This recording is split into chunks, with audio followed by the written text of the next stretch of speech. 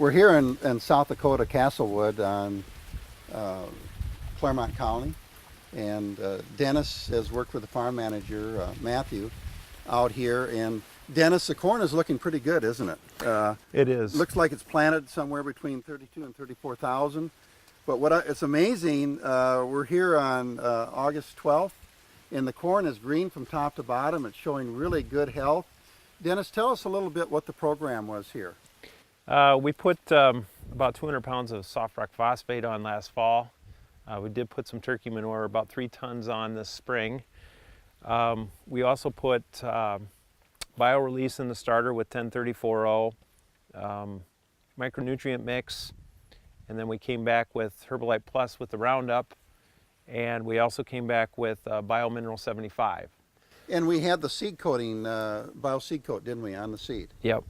And I think that's indicative of all those things, which is really, you know, when we get these microbes working for us in the soil, and seed delivery is a good way to do it, isn't it? Absolutely. And get those microbes, the mycorrhiza going around that seed, and when the plant starts sending sugars, they kick in, they go, the bio-release stimulates it, keeps that nutrient available in the starter, and I think we're seeing a result here.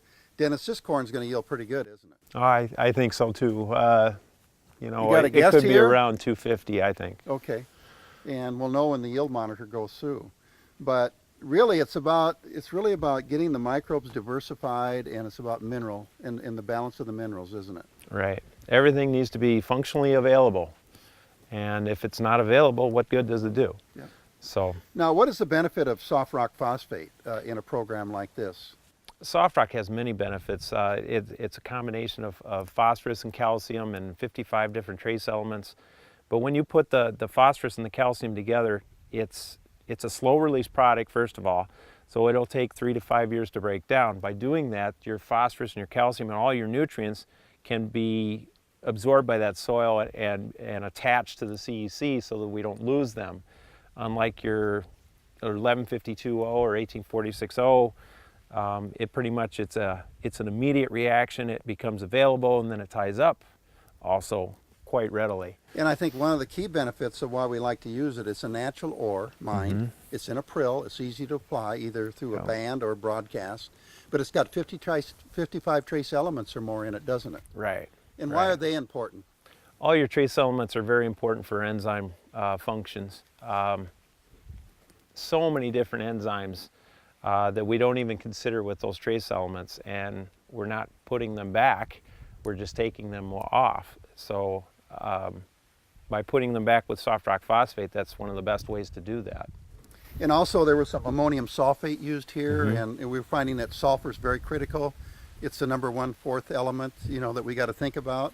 Yep. And when does a corn plant like this, right now we're in kind of brown silk, you know, we just moved into brown silk. When does a plant need this sulfur? You know, what do we say on a 200 bushel corn crop, we need at least how much? 100 pounds of sulfur, and it requires about 90% of its sulfur after tasseling. So it's very important for filling that ear and building test weight.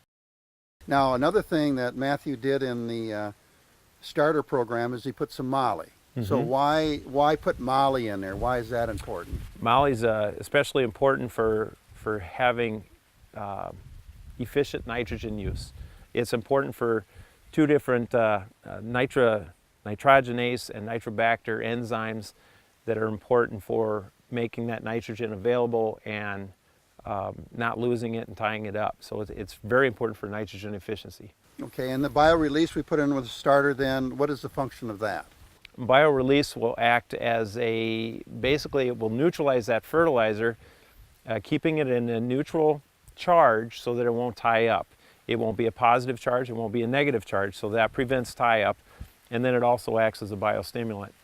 Soil Food Web, Elaine Ingham said it was one of the best biostimulants that she's seen.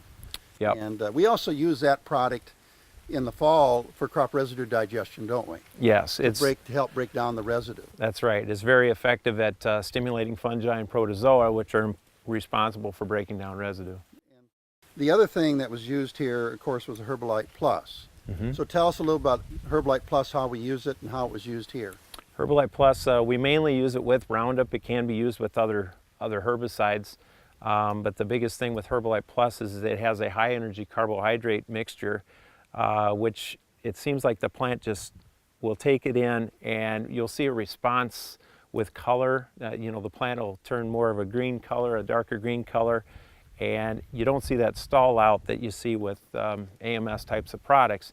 Then we added micronutrients to it as well, because Roundup acts as a chelator, so it chelates different micronutrients away. Which means ties it up. Right, exactly. Ties up those micronutrients so they're not plant available. So we put the micronutrients out there to supplement that plant and help it get over that little trouble with the chelation. And we find that because of the way it's formulated around energy, we tend to get better weed control of the troublesome weeds Yes. like lamb's quarter, velvet leaf, giant ragweed. Right. It works really good there, doesn't it? Absolutely. Absolutely. It'll burn down dandelion too. Volunteer alfalfa, we've seen a good response on that. Yep. We have a lot of the colonies are using the Herbalife Plus, and seem to really like it. It's a liquid, easy to handle, it blends nicely, and we just get performance behind it. Yes, they're very happy with it. So I guess overall, what are we trying to do here?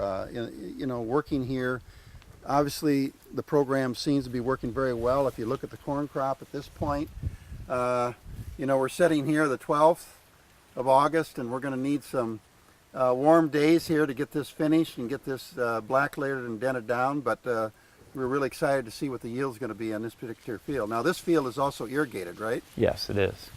So that's going to help. Right now, we're standing here, and I think this weekend, we're here on Tuesday, we got about 3 inches of rain. So obviously things are looking pretty good at this point, and that's enough moisture to probably carry us for a while.